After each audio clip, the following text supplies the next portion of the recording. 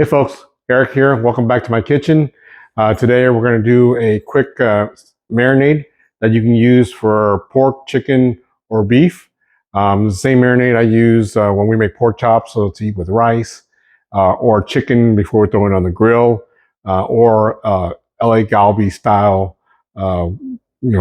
beef that you see at the Korean barbecue restaurants. So stay tuned and we'll get at it. And folks, you'll probably see these ingredients again. These are a lot of same things we used in the stir fry and other things we have cooked. We'll start off with brown sugar, fish sauce, soy sauce, oyster sauce, hoisin sauce, some Chinese five spice. This is lemongrass. You can find this in the Asian store either by the full stalk or frozen, and then garlic. All right, folks, so it's going to be kind of hard to guesstimate, because everybody's amount of food is going to be a little different that you're marinating. I am using the same sauce for my chicken and my beef, so we're going to go ahead and fill up this whole container and use half and half. I'm not sure how big this is, probably about 3 cups or so. But, I'm just showing you the basics. When you start doing this, you're going to add and subtract things as needed for your taste and your liking. Don't make it too salty. Once you're done making your marinade, you want it to however you want your meats to taste. If you make it too salty, your meats are going to taste salty. You make it too bland, your chicken or your beef is going to be tasting bland. So in our container, let's go ahead and put in all of our garlic. I have probably about equal to maybe one one bulb of garlic. Lemongrass.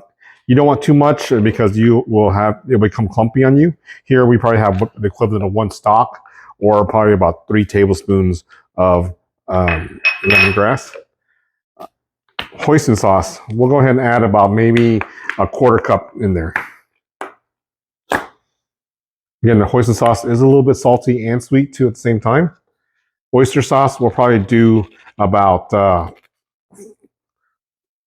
little less than a 1/4 cup. Probably about 5 or 6 tablespoons.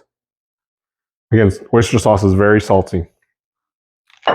Soy sauce, about that much. I'd say probably about maybe 1/8 of a cup.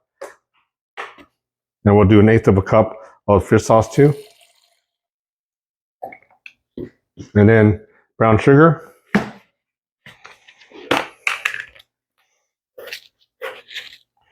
Sugar really helps break out the saltiness, and plus it helps caramelize once you put stuff in the oven. As you saw there, I'm putting in about 4 heaping teaspoons of the brown sugar. And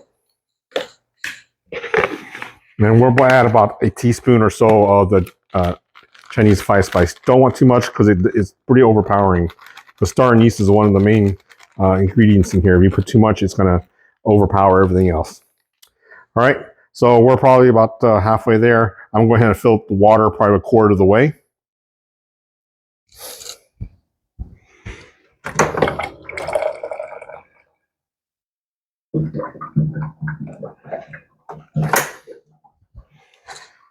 Now we have about that much. I'm going to go ahead and throw this in the blender. Be right back.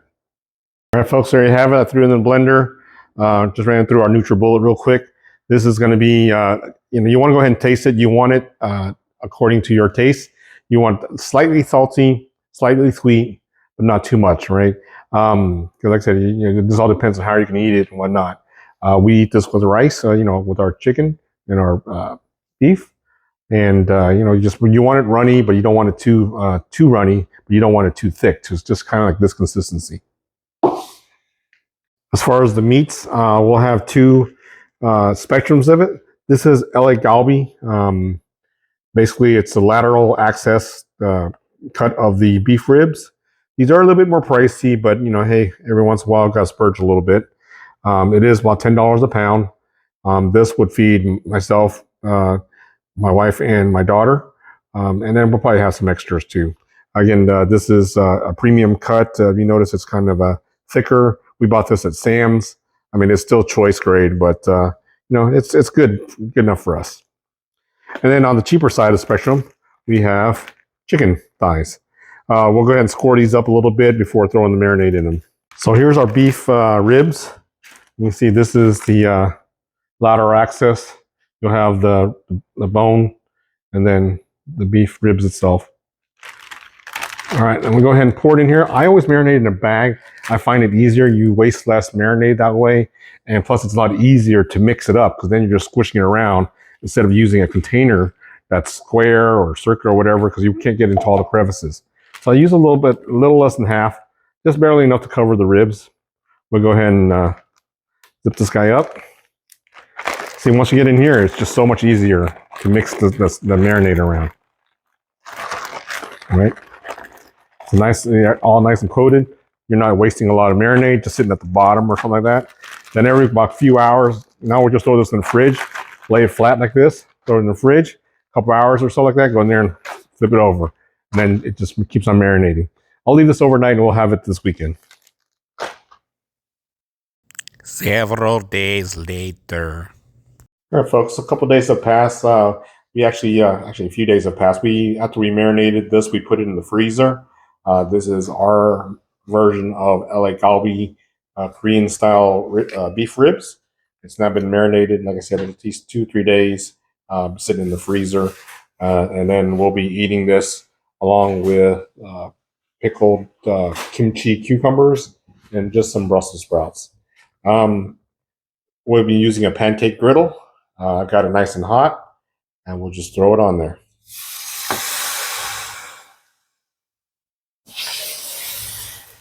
So there's plenty here, but there's only 3 of us, so we'll just eat as we need, and then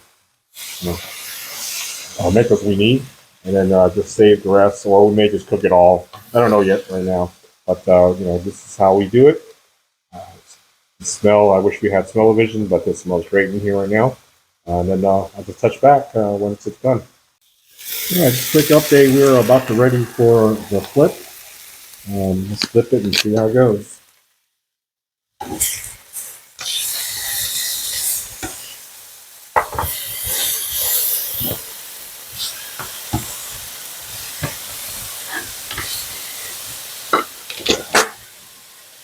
To be better, we grilled outside. I'm not capable of walking right now. I'm on crutches, so we're cooking indoors. And plus, this is kind of like how it is at Korean restaurants. Again, we bought these ribs at Sam's Club, and it was $27 for this.